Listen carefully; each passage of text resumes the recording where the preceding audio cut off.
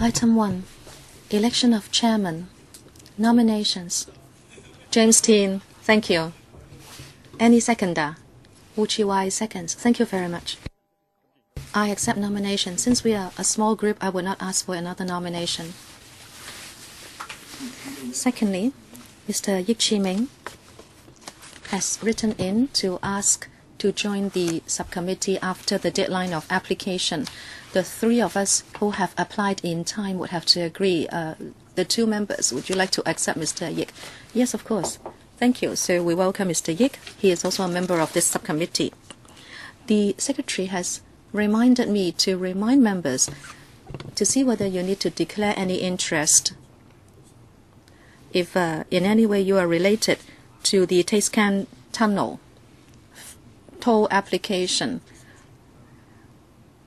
I'm talking about direct interest. If you are just a member from the new territories, you need not declare that kind of indirect interest. Okay, no interest to declare. I think we should ask the administration to come in. I think they have been waiting for 10 minutes now.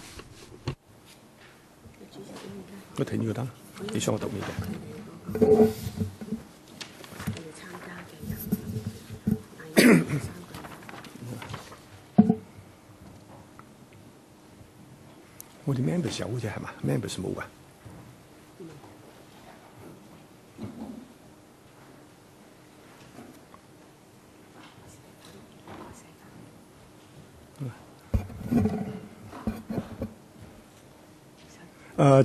陳生，多謝你。I'd like to thank you, Mr. Patrick Chan, and your team for coming in. The clerk has asked me to introduce each one of you.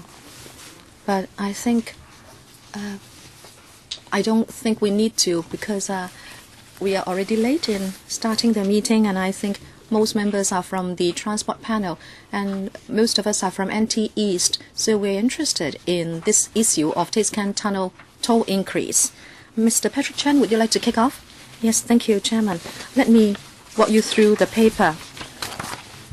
This is about the application for toll increase by Cairn Tunnel, TCTC. On the 7th of May 2013, the Chief Executive in Council ordered that the TCTC application for toll increase should be improved and that the new tolls should take effect from the 1st of August 2013. After that, the Commissioner for Transport, in accordance with Section 36(7) of the Cairn Tunnel Ordinance,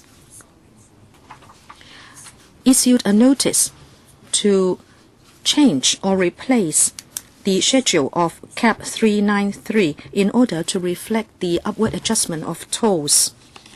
I'd like to say also that when the Chief Executive in Council made the order, careful consideration have been given to the various factors, including the toll increase rate, the impact on transport, and the public's affordability and acceptability, the financial situation of the company, the financial performance, investment return, and also according to the agreement and also the ordinance, whether the TCTC in performing its duties, whether it is given reasonable but not excessive remuneration, and also regard has been given to the TAC's views.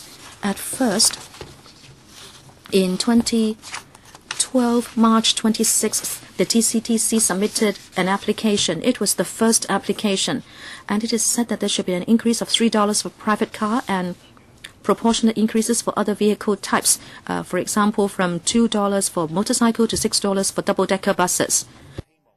And it was said that it should take effect on the 1st of July 2013. The weighted average rate will be 19.6%. After receiving that application, we showed some concern and we expressed our views to the TCTC. We said that the weighted average rate of 19.6% was on the high side, and we requested the company to review the toll increase application so that the rates of increase can be minimized, so that there would not be so much impact made on the different modes of transport. After talking to us, after looking into the situation, on the 8th of November last year, it submitted a revised increase proposal. And the new proposal would be $2 increase for all types of vehicles and additional axle except for motorcycle, and just $1 increase for motorcycle. And the weighted average rate of increase would be 11.1%. After receiving this revised application, we carefully looked at the financial situation of the company. In recent years, the financial situation has improved markedly, but amongst the 4 BOT tunnels, its financial situation is not among the best. Also, in terms of reasonable but not excessive remuneration, we can see that if there is no toll increase this time around, till 2018, when the 30-year franchise expires, over the 30-year period, the IRR, the nominal IRR, would be at 6.61%. If the toll increase application is approved this time around, then the nominal IRR would be raised to 6.76%, given a 30-year franchise, and given this large-scale infrastructural project. We feel that the toll application this time around, so that it can achieve a nominal IRR of 6.76%, we think it is reasonable but not excessive. And in considering the toll increase on transport, according to the assessment by the company, and we have also verified it, the impact would be that about 500 vehicles will be diverted to the Lion Rock Tunnel, and fewer than 100 vehicles will be diverted to Tai Po Road and Route 8 between Changsha Wan and Sha Tin per day. Affordability of the public. We have taken reference from the fact that the last increase was in December 2010. Until June this year, the cumulative CCPI increase would be around 12.3%. And we have also looked at another index, and that is the median monthly household income, or MMHI. In Q4 of 2010, it was $18,300, and then by Q4 of 2012, it has risen to $21,100, and the increase is about 15.3%. These two figures show that the increase proposed has not exceeded the inflation rate and also the income increase rate.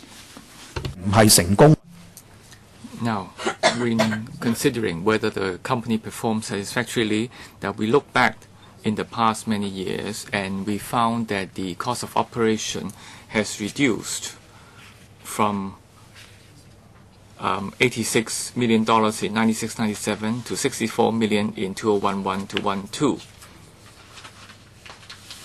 And it also we'll also look at whether there are other means of income for the tunnel. Now, having taken all these into account and looking at the agreement itself, based on 36(3), if TCTC's application is not approved by government, they have the right to put the application for arbitration.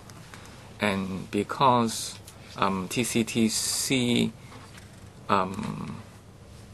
has a similar agreement with the East Cross Harbour Tunnel and the various arbitration results. Now, after taking these results into account, we are of the view that TCTC, now if the government rejects or vetoes the application, they can very likely do arbitration. And using the Eastern Cross Harbour Tunnel experience as an example, it's very likely that they will be able to get the increase anyway. And after arbitration, there is a chance that the resultant increase may be even higher. Now, taking into account the last 6 experiences, now the best way is for the government to negotiate directly with the company rather than resorting to arbitration. Now, so putting everything together, the government finally approves the increase of the TCTC, and the commissioner, based on the right conferred on him, made the announcement, and that's why we are now proposing to members for negative vetting. Okay, Q&A. Mr. Tang. I'm sorry I have to leave early, so let me ask questions first. Now, first of all, now, on arbitration, is it because the government is now shying away from arbitration because of the past East Cross-Harbour Tunnel experience? And secondly, now, the sixth time for fare increase was July 2009, and taking effect only 18 months afterwards. Now, well, and then we now have only a 10-month period for this particular increase. So how come the government has become so efficient? Now, in fact, for such toll increases, the later the better for the public. Now, is there any specification on the length of time needed for the policy to take effect? How come there's such a big difference between the two scenarios? Now, my last question, I noticed that the number of vehicles using the tunnel has dropped, and now with a further increase, the figure will go down again. So when will be the next increase? So can you try your best to answer Mr. Tang's question? Now, on arbitration, we have taken the view very seriously, and we are proposing to EXCO the CE in Council, and the CE in Council has agreed. Now, it's not that we are shying away from arbitration. Okay, you have the East Cross-Harbour Tunnel experience, but if the application is not reasonable, we will stand on the side of the public and to make the best decision. So we had 3 arbitrations for the East Cross-Harbour Tunnel, and in the last one, we actually won the case. So I can tell you very positively, we are not shying away from arbitration. Now, on the time needed for implementation, now when we processed the application, it was the 26th of March when we received the first application. And when we received it, we started our calculation, verifying figures, checking out their balances, the IRRs, and so on. So the actual date for starting is actually last March when we started processing it. So taking effect in August this year is more than 1 year. Now we looked at or considered the spirit of the agreement. We had to finish the application within a reasonable time frame, just to be fair to the company. Now, their last increase, was it very close to the present increase? Now, you have to look at the CE in Council. It's not that the July date that the EXCO decided, it was in fact the date in August. Now, on the traffic flow, now we reckon that the company's figure is very close to our estimation. About 500 will move to Lion Rock Tunnel, and then another 100 or so move to the Route 3. Now, looking at past experience, at the initial stage of the fare increase, there would be a more noticeable shift in the number. But as time goes by, the figure would pick up again. Now, you would see also that TCTC and Lion Rock Tunnel, both tunnels have a smaller number of vehicles because of the other trunk route being opened. And they have about 55,000 vehicles. But the actual capacity is about 78,000. So the overall impact should not be too adverse. Now, can I follow up on Mr. Tang's question? Now, you mentioned arbitration earlier. Is that you are not shying away from past experience. Now, in fact, we only have a small meeting today, and now people will follow up on the question. Well, what is your view on this submitting the case to arbitration? Are you saying that you will definitely lose? No, we are not saying that. Now, but you did say that you have assessed the situation that there is a chance for TCTC to win. So what is the main reason for the TCTC? Is it because of the IRR? Can you elaborate on that point? Okay, thank you for your question, Mr. Chairman. Now, if you look at arbitration, very often, to a great extent, we have taken into account the East Cross Harbour Tunnel experience. Now, in their first application, 1997, the investment magnitude and the operation over a 30-year franchise period, it was a reasonable but not excessive return. Now, we consider that to be a nominal IRR. It was between 15 to 17%. That was the nominal figure. So that was the 1997 situation, or the main factor. Now, under that scenario, the East Cross Harbour Tunnel, it had, now, with the increase, it would be about 14-something%, so lower than the maximum ceiling. So that was considered not to be excessive or unreasonable. Now, in 2005, now the arbitration was that they have to consider that throughout the whole franchise period, has there been any major economic changes? For example, recessions, excessive inflation, and so on. They have to look at what is a reasonable return. This 15 to 17% range, does it warrant any change? So in 2005, they did not see any major changes to warrant a change to the 15 to 17% figure. Now, at that time, the IRR again did not reach 15%. So there is a room for the increase. So if memory serves, in 2005, the company applied for private cars to increase $5, and we vetoed it, and they had an arbitration. The private car increased $10, and the arbitration went in their favor.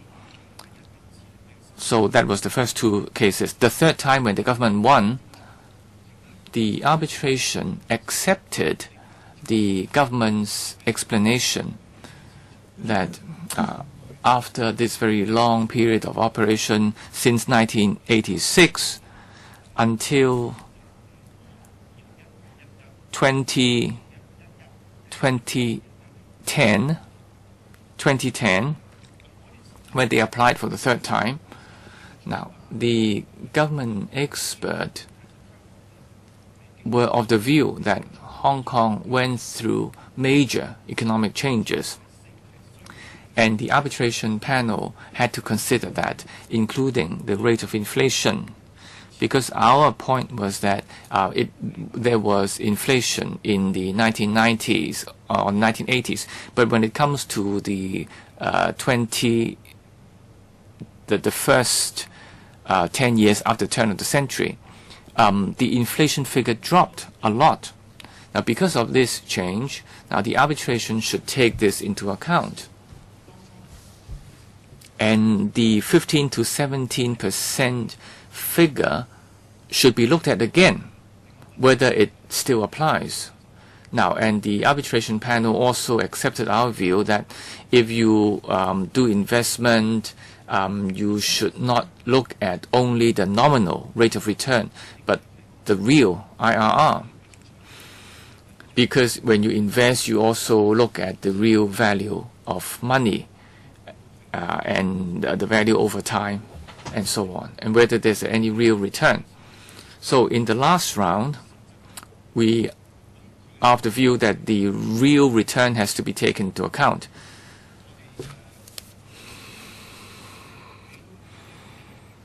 And the arbitration panel accepted our view that there has been economic changes and we have to look at the real IRR, and the East Cross Harbour Tunnel Company was doing pretty well. And they could actually, without resorting to fair increase, could attain a profit that is considered reasonable. So their third round of application was vetoed. So we looked at all these past experiences and applying those criteria to the present TCTC application. Now, and if they go forward with arbitration, what would the results be? Okay, Mr. Yick. Thank you for your explanation, Mr. Chan, that we may have a chance of losing this time. Okay, now after the increase of $2, the nominal IRR is really 6 point something %, but if you take away inflation, it's more than 3% only. Now for a 30-year-long investment, this is not excessive at all. In fact, you'll be hard put to find another investor willing to do the same thing, given the present scenario. Now, it's unlike Route 3 or the West Cross Harbour Tunnel. So this has a lot of impact to do with other government infrastructures in the future. Now, going back to arbitration, the application figure is lower than inflation as well as the median household income. And the rate of increase is again not excessive. I have a question. Whether there is an adjustment or not, Mr. Wong, the difference is only 0.15%. Without it, it is 6.16% at the end of the franchise period. With the increase this time around, there is just an increase of 0.15%, and it is at 6.76%, and the figure is so small. I understand the franchise period will end in 5 years. Mr. Wong, can I ask you to consider this and also promise that there will not be another increase? There will not be any impact on the overall IRR anyway, even if there is another increase. I think you should try to make the public happy instead of allowing another increase. Just now, Mr. Tang Ka-piu talked about the approval period. I'd like to show the dissatisfaction of my constituents. Actually, you have been delaying too much. In the past, approval would be given within 6 to 10 months, or at least it will be processed. But now it usually takes more than a year. And you will also know that whenever there is an increase application, very often they lag behind inflation. They would only apply after there is inflation and also increase in costs, and yet the administration will also take 1 to 2 years. I think it is unfair to the operators. I hope the DS will tackle this. Mr. Wong, would you like to answer the question? Is it that after this increase there will not be another one in the next 5 years? Thank you, Chairman and members. There will be different considerations at different times. We have heard Mr. Yick clearly, but at this stage, indeed, we have not pondered another increase. We hope our increase this time around will receive the understanding of the public, and I thank the administration for detailing the process. This time around, we have downwardly adjusted the increase from $3 to $2, and in the process we have given careful consideration to the affordability of the public. We hope the public will understand this time that we have made a big concession.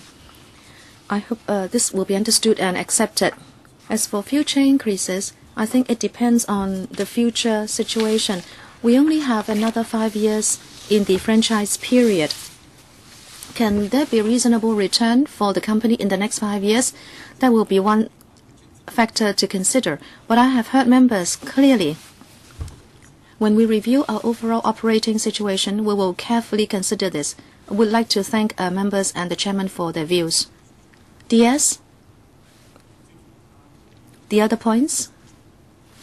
That on the one hand, Mr. Tang thinks you are giving approval too soon, but Mr. Yick is saying that you are giving approval too late. Let me try to clarify the question. In fact, there is no stipulated or statutory approval period as such. Like the Eastern Tunnel, from the first increase to arbitration, the process was very long. It was more than 2 years. But we will act according to the spirit of processing such arbitration applications reasonably and effectively. I cannot possibly say within 12 months or within 15 months, because there can be bargaining in the process.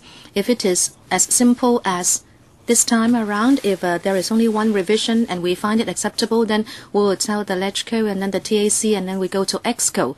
But if we don't want to accept the revised proposal, if there is more toing and froing of revisions, then there would be more time taken.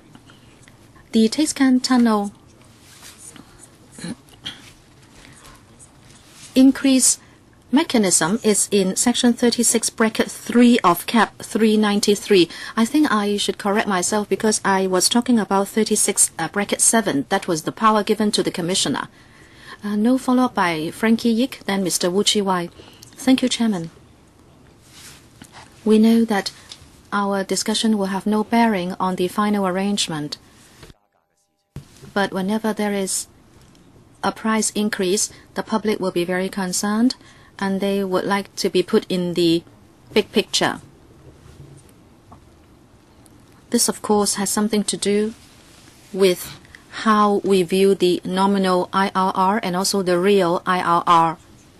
I hope the Transport Department can help collate the information for the information of the public.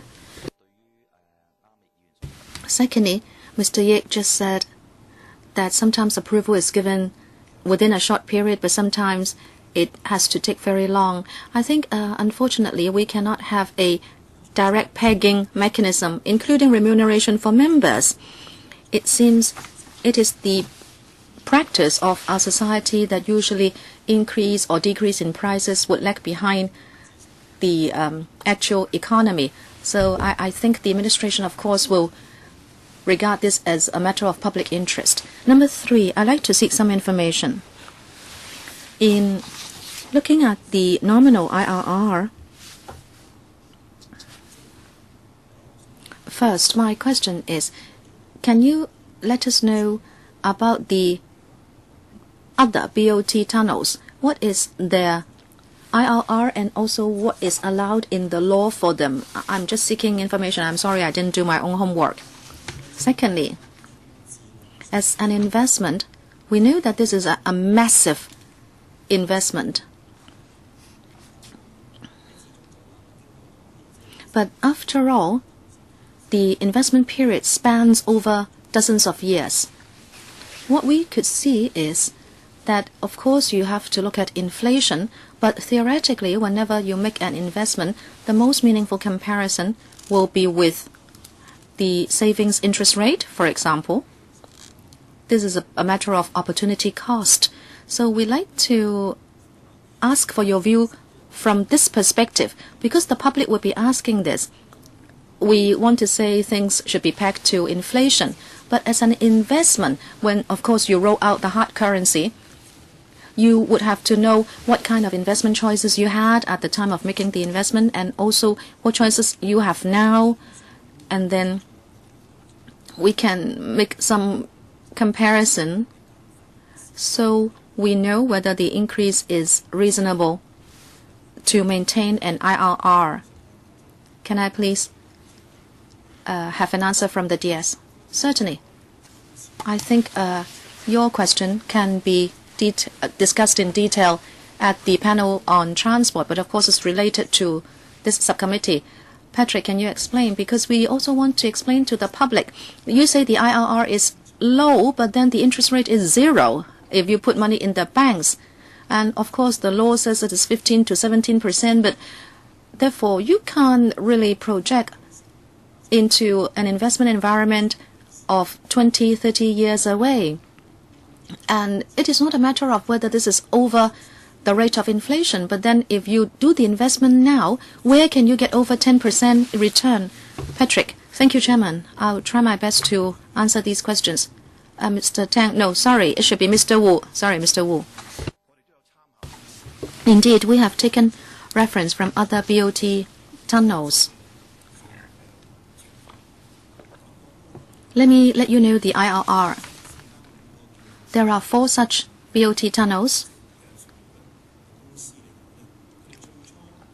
At first, when they made the bid, the expected nominal IRR for Cairn, it was set at the lowest, 13.02% for the entire franchise period. Eastern and Western Harbour Tunnel, 16.5%. Route 3, 15.18%. This is the projected one. There is no guarantee from government that this will be the case. As for the actual return, for TCTC, it is not the tunnel with the best operation results. And I can tell you that the nominal IRR now is for Eastern Tunnel, within a 30-year period, it will be at 14.33%. And Western Tunnel, it would be around 9.89%. And Route 3, a little lower than TCTC at 5.08%. And TCTC, if there is no increase, it will be 6.61. If there is an increase, then 6.76. As the chairman said, given the low inflation rate that we have, if you save up money, if you go for interest in the bank, you have a very low rate, and 6 point something would be quite high. However, we want to look at the entire franchise period. We want to know how much actual return there will be given that kind of investment, and this will be for the information of and reference of the market before the bidders would want to come forward. And I can let members know that the construction cost of TCTC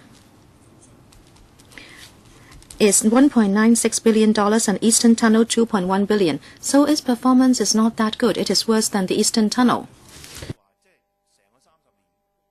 And we look at the 30-year franchise period, the kind of massive investment and the provision of public service. And if the return is 6.61 or 6.76%, in fact, should it be regarded as high? We don't think so. We don't think it's too high. If you also look at the real IRR at 3.38%, if you look at this kind of investment, that shouldn't be regarded as high at all. When we worked on the arbitration from Eastern Tunnel, we did some research. We also looked at other public utilities and the IRR of those companies. We could see that in recent times, the IRR has been adjusted downwards. So we would not just look at this single company. We would refer to many other data. Therefore, we had really looked into the issue. We have done a lot of comparisons and analysis, and our conclusion is that the IRR resultant from the increased application would not be unreasonable. We think that it is supported by figures. Chairman, yes, Wu Chi-wai.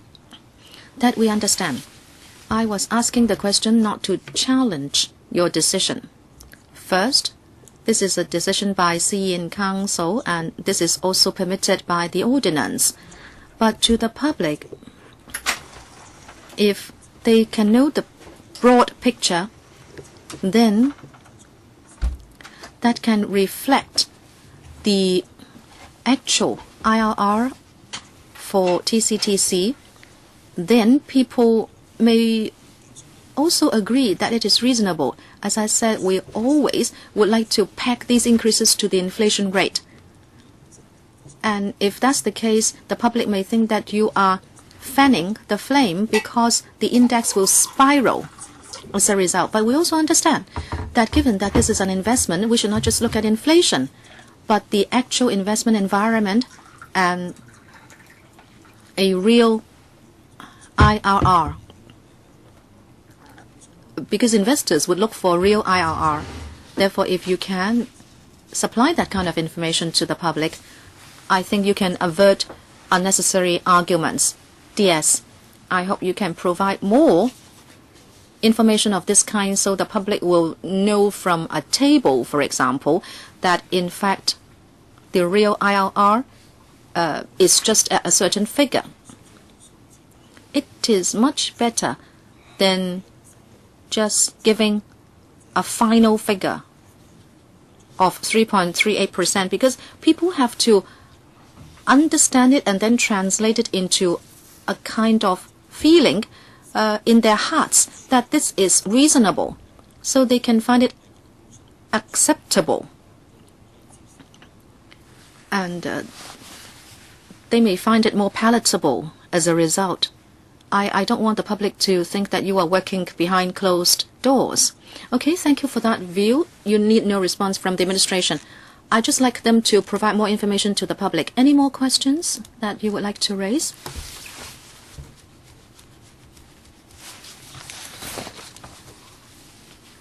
Yes?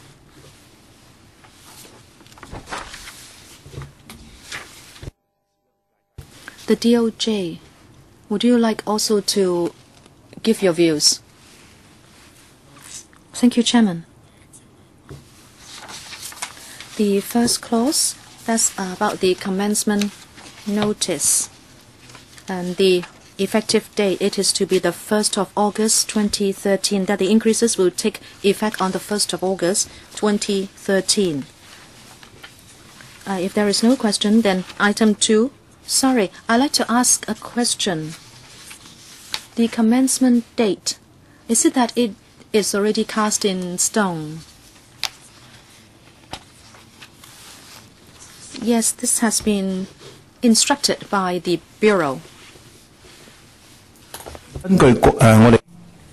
Okay, now we have consulted DOJ's view, and looking back at our previous experience on the legal interpretation.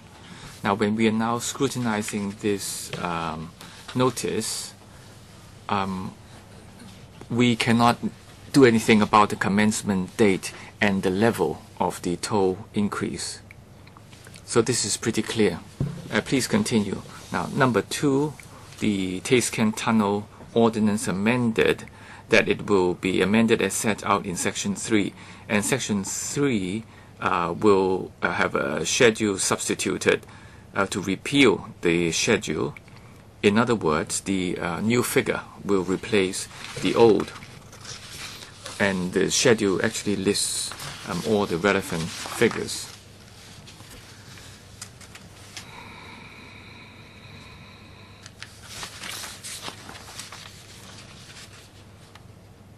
So there are 3 sections in this notice, and I've covered them all. So I don't think we need to read out the actual categories for buses, double-deckers, and so on. Now, can I ask the TCTC, now, okay, after the fare increase, or the toll increase, will there be any concessions to what users say in the evening, for taxis and so on, similar to the Western Cross Harbour Tunnel? Do you have anything similar? by way of concessions. I don't know whether this will help to ameliorate the overall effect or sentiment, but do you have any such measures at all? Mr. Wong. Thank you, Chair. Thank you, Mr. Wu. Now, we have had different concessions in the past. Now, in the present application, we looked at the overall picture. And the adjustments have been included, for example, lowering the increase from $3 to $2. And we will continue with this mechanism. We are not ruling out anything. But at the moment, we are looking at the overall package. We have taken into account all the possible benefits that we can offer to the public, and I hope the public will understand this. And we certainly want the tunnel to be appreciated by the users. We've had a user satisfaction survey, and we have close to 98% of our users expressing satisfaction. Now, we will continue in this direction, and we want to go from strength to strength, earning the appreciation of all the users. Now, in the operation of the tunnel, we have had cars breaking down inside the tunnel, and we are able to achieve a 99% success figure of meeting our performance pledges. So this is all very, very good. So apart from just looking at our applications for toll increases, you would also appreciate the effort that our staff have put in the past years. Now, just one observation for the companies to take into account, whether it's a Lion Rock Tunnel or the TCT. Now, we have a morning rush hour with congestions. In the past, you've had different forms of arrangement, some sort of a tidal flow arrangement, or whether you have some concessions for early birds so that you can somehow help to stagger the heavy users, or to make use of excessive capacities. But these capacities are usually not made use of during the peak hours. But can you do some sort of arrangement, say, to give discounts to the early risers, so the early bird can actually catch the worm? So say something before 7 a.m. to attract users to move to an early time. Even though Route 8 already serves a very important purpose. Now, in the morning, Lion Rock and TCT still have congestions. So can you please think about this? I'm referring to the company as well as the department.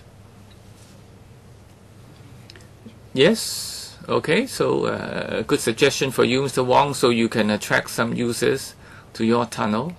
It is a good suggestion, yes. It will have different effects in different trades. Now, in the operation of tunnels, the effect may not be very significant. Now, the fare adjustment may be pretty complex. Now, I'm sure you understand. Now, the IRR, now, we've only increased from 6.61 to 6.75.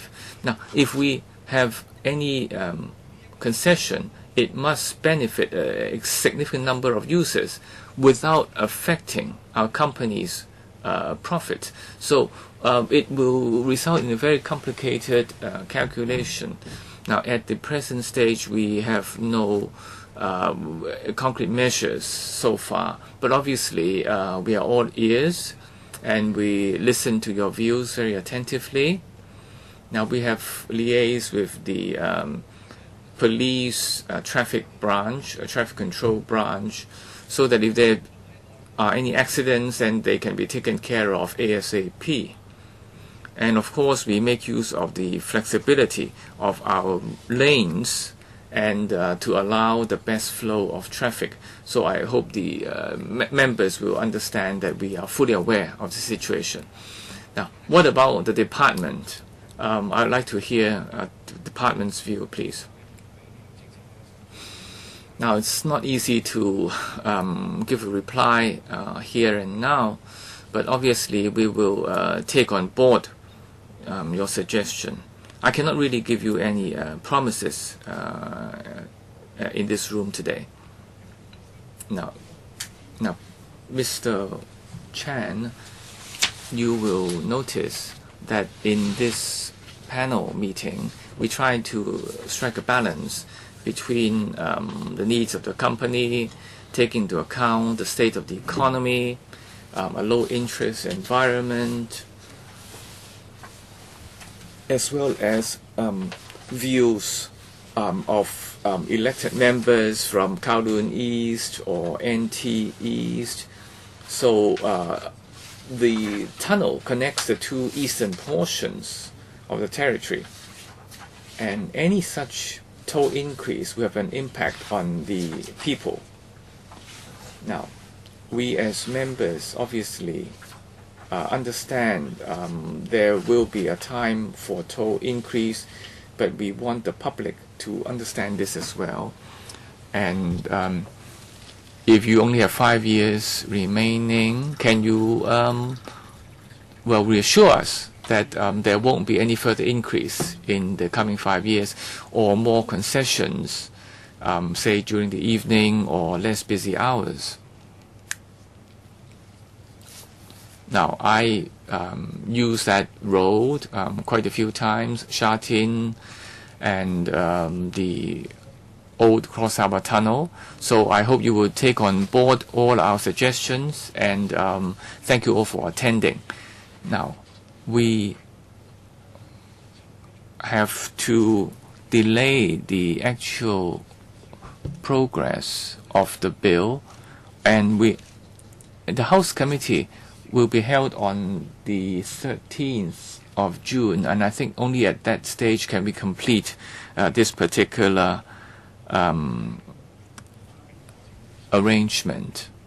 Now, thank you all for attending, and now obviously we have to explain to the public as well as to the business sector.